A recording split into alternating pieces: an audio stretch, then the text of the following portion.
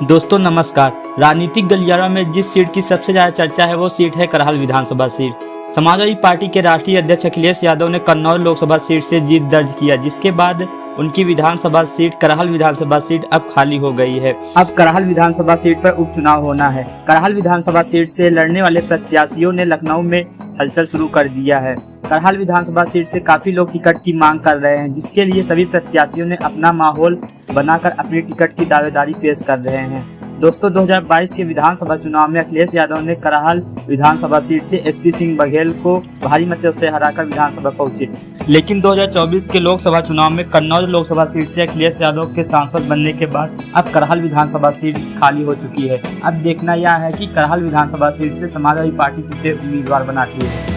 करहल विधानसभा seat Mainpuri Lok Sabha seat के अंतर्गत आती है। मैनपुरी लोकसभा सीट पर समाजवादी पार्टी के संस्थापक मुलायम सिंह यादव चुनाव लड़ा करते थे, लेकिन उनके निधन के पश्चात यह सीट खाली हुई और यहां से डिम्पल यादव ने चुनाव लड़ा और यहां से सांसद बने। लेकिन फिर 2024 के लोकसभा चुनाव में अखिलेश यादव ने डिम्पल यादव को यहां से उम्मीदवार बनाया और उन्होंने फिर से एक बार जीत दर्ज की। करहल विधानसभा सीट से अगर समाजवादी पार्टी तेज प्रताप यादव को उम्मीदवार बनाती है तो भारतीय जनता पार्टी यहां से सोबरन सिंह यादव को चुनाव मैदान में उतार सकती है, क्योंकि करहल विधानसभा सीट में यादव मतदाता पर्याप्त मात्रा में हैं।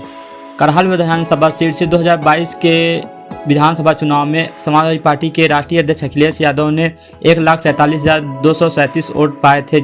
इसके अलावा भारतीय जनता पार्टी के एसपी सिंह बघेल 80,455 वोट पाए थे। वहीं बहुजन समाज पार्टी के कुलदीप नारायण 15,643 वोट पाए थे।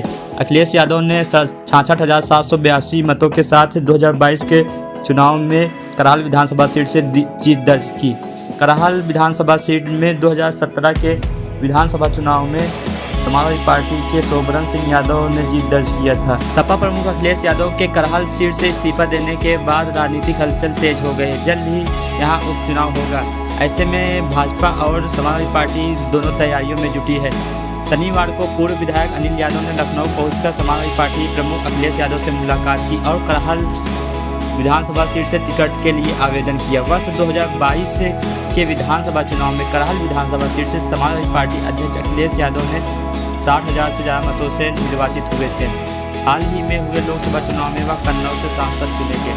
इसके बाद उन्होंने करहल से इस्तीफा दे दिया। अब जल्द ही इस सीट पर चुनाव की घोषणा होने की संभावना जताई जा रही है। इसके चलते सपा और भाजपा में टिकट पाने के लिए दावेदारों ने भी सक्रियता बढ़ा दी है। इसके अलावा समाजवादी पार्टी करहल विधानसभा सीट से तेज प्रताप यादव को उम्मीदवार बना सकती है।